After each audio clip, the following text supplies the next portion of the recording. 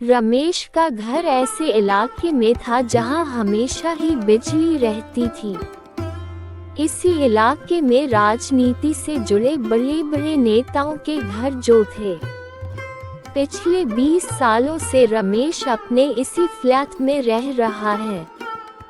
15 वर्ष माता पिता साथ थे और अब 5 वर्षों से वह अपनी पत्नी नीना के साथ था। उनका फ्लैट बड़ा था और साथ ही 1000 फुट का खुला क्षेत्र भी उनके पास था। 7वीं मंजिल पर उनके पास इतनी खुली जगह थी कि लोग ईर्ष्या कर उठते थे कि उनके पास इतनी ज्यादा जगह है। रमेश के पिता का बचपन गांव में बीता था और उन्हें खुली जगह बहुत अच्छी लगती थी। रिटायर होने से पहले उन्होंने इसी फ्लैट को चुना था क्योंकि इसमें उनके हिस्से इतना बड़ा खुला क्षेत्र भी था। दोस्तों और रिश्तेदारों ने उन्हें समझाया था कि इस उम्र में 7वीं मंजिल पर घर लेना ठीक नहीं है। यदि कहीं लिफ्ट खराब हो गई तो बुढ़ापे में क्या करोगे, पर उन्होंने किसी की भी नहीं सुनी थी और 1 लाख रुपए अधिक देकर यह फ्लैट खरीद लिया था। पत्नी ने भी शिकायत की थी कि अब बुढ़ापे में इतनी बड़ी जगह की सफाई करना उनके बस की बात नहीं है। नौकरानियां तो उस जगह को देखकर ही सीधे 100 रुपए पगार बढ़ा देती, पर गोपाल प्रसाद बहुत प्रसन्न रहते। उनकी सुबह और शामें उसी खुली छत पर बीतती। सुबह का सूर्योदय, शाम का पहला तारा, पूर्णिमा का पूरा चांद, अमावस्या की घनेरी रात और बरसात की रिमझिम फुहारें उन्हें रोमांचित कर जाती। उस छत पर उन्होंने एक छोटा सा बगीचा भी बना लिया था। उनके पास 50 के करीब गमले थे जिसमें तुलसी, पुदीना, हरी मिर्च, टमाटर, रजनीगंधा, बेला, गुलाब और गेंदा आदि सभी तरह के पौधे लगा रखे थे। हर पेड़ पौधे से उनकी दोस्ती थी। जब वह उनको पानी देते तो उनसे मन ही मन बातें भी करते जाते थे। यदि किसी पौधे को मुरझाया हुआ देखते तो बड़े प्यार से उसे सहलाते और दूसरे दिन ही वह पौधा लहलहा उठता था। वह जानते थे कि प्यार की भाषा को सब जानते हैं। माता पिता के गुजर जाने के बाद से घर की वह छत उपेक्षित हो गई थी। रमेश और नीना दोनों ही नौकरी करते थे। सुबह घर से निकलते तो रात को ही घर लौटते। ऐसे में उनके पास समय की इतनी कमी थी कि उन्होंने कभी छत वाला दरवाजा भी नहीं खोला। गमलों के पेड़ पौधे सभी समाप्त हो चुके थे। साल में एक बार ही छत की ठीक से सफाई होती। उनका जीवन तो ड्राइंग रूम तक ही सिमट चुका था। छुट्टी वाले दिन यदि यार दोस्त आते तो बस ड्राइंग रूम तक ही सीमित रहते। छत वाले दरवाजे पर भी इतना मोटा पर्दा लटका दिया था कि किसी को भी पता नहीं चलता कि इस पर्दे के पीछे कितनी खुली जगह है।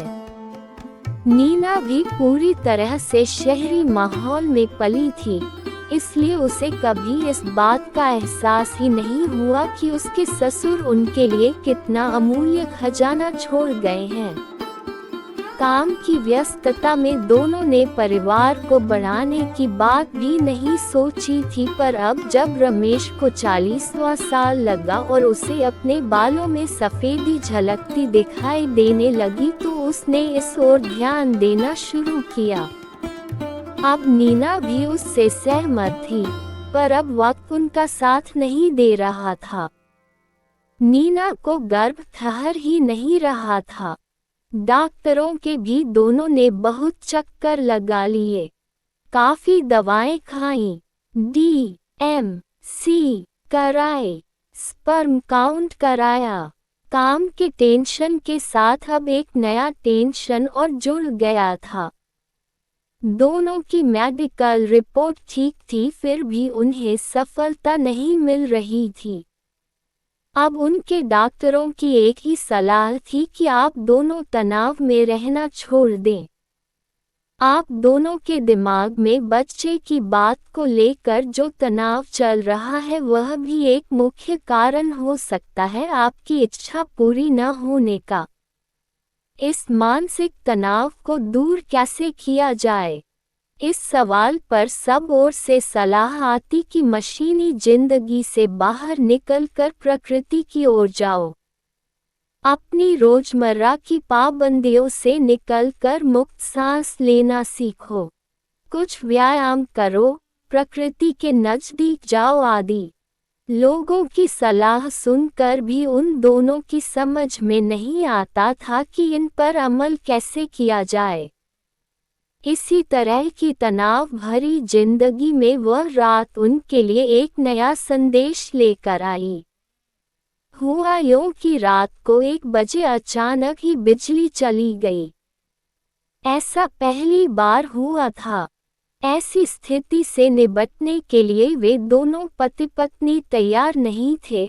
अब बिना एसी और पंखे के बंद कमरे में दोनों का दम घुटने लगा।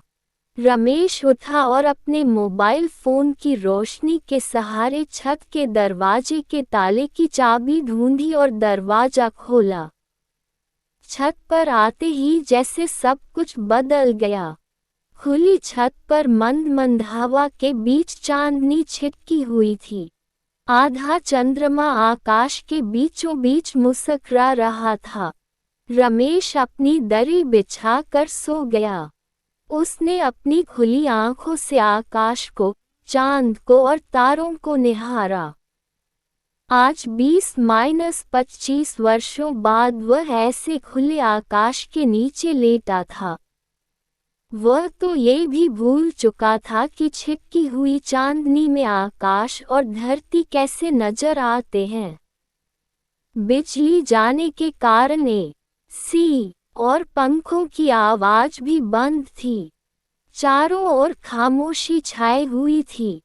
उसे अपनी सांस भी सुनाई देने लगी थी। अपनी सांस की आवाज सुनने के लिए ही वह आतुर हो उठा। रमेश को लगा, जिन सांसों के कारण वह जीवित है उन्हीं सांसों से वह कितना अपरिचित है। इन्हीं विचारों में भटकते भटकते उसे लगा कि शायद इसे ही ध्यान लगाना कहते हैं। उसके अंदर आनंद का इतना विस्तार हो उठा कि उसने नीना को पुकारा। नीना अनमने मन से बाहर आई और रमेश के साथ उसी दरी पर लेट गई। रमेश ने उसका ध्यान प्रकृति की इस सुंदरता की ओर खींचा। नीना तो आज तक खुले आकाश के नीचे लेटी ही नहीं थी। वह तो ये भी नहीं जानती थी कि चांदनी इतनी धवल भी होती है और आकाश इतना विशाल। अपने फ्लैट की खिड़की से जितना आकाश उसे नजर आता था बस उसी परिधि से वह परिचित थी।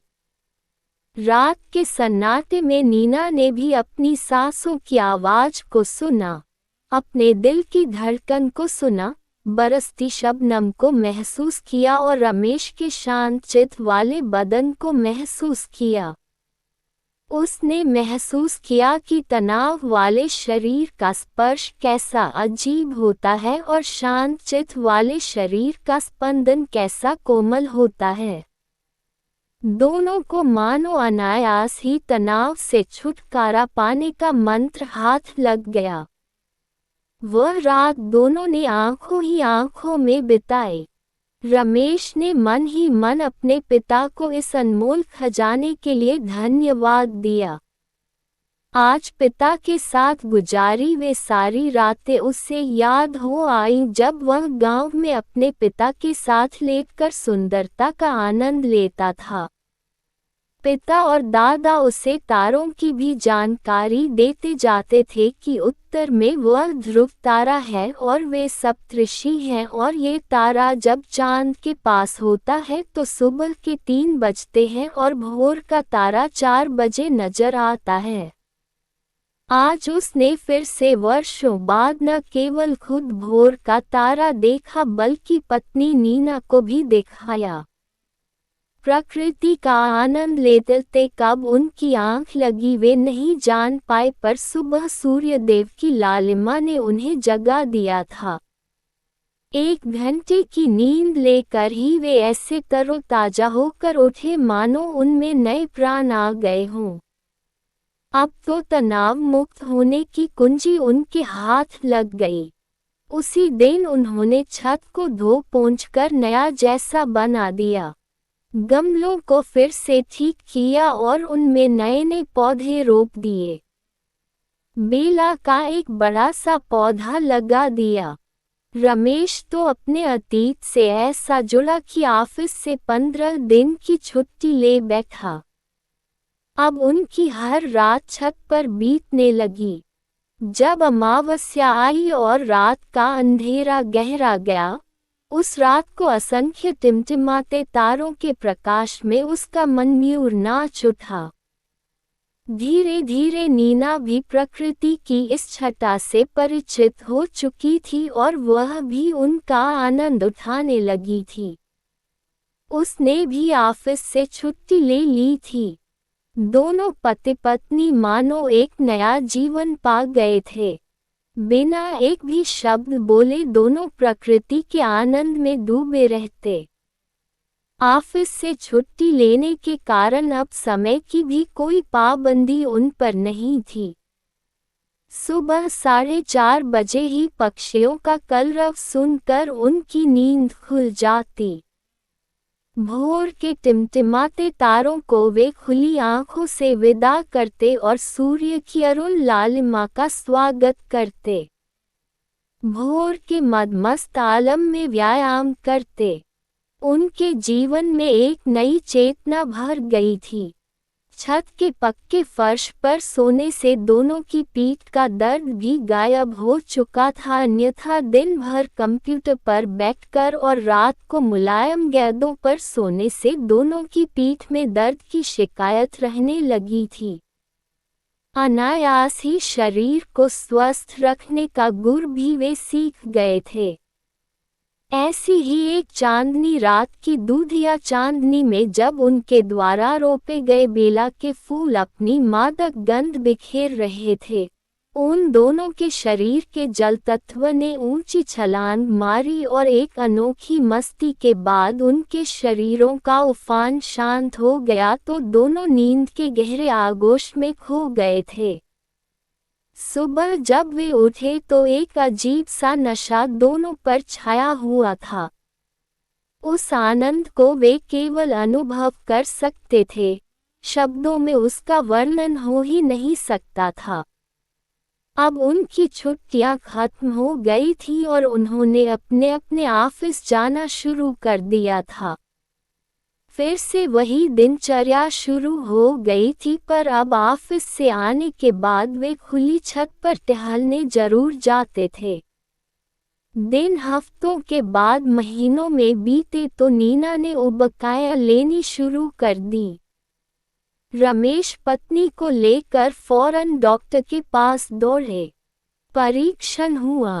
परिणाम जानकर वे पुलकित हो उठे थे। घर जाकर उसी खुली छत पर बैठकर दोनों ने मन ही मन अपने पिता को धन्यवाद दिया था। पिता की दी हुई छत ने उन्हें आज वह प्रसाद दिया था जिसे पाने के लिए वह वर्षों से तड़प रहे थे। यही छत उन्हें प्रकृति के निकट ले आई थी। इसी छत ने उन्हें तनाव मुक्त होना सिखाया था। इसी छत ने उन्हें स्वयं से, अपनी सांसों से परिचित करवाया था। वह छत जैसे उनकी कर्मस्थली बन गई थी। रमेश ने मन ही मन सोचा कि यदि बेटी होगी तो वह उसका नाम बेला रखेगा, और नीना ने मन ही मन सोचा कि अगर बेटा हुआ तो उसका नाम अंबर रखेगी, क्योंकि खुली छत पर अंबर के नीचे उसे यह उपहार मिला था।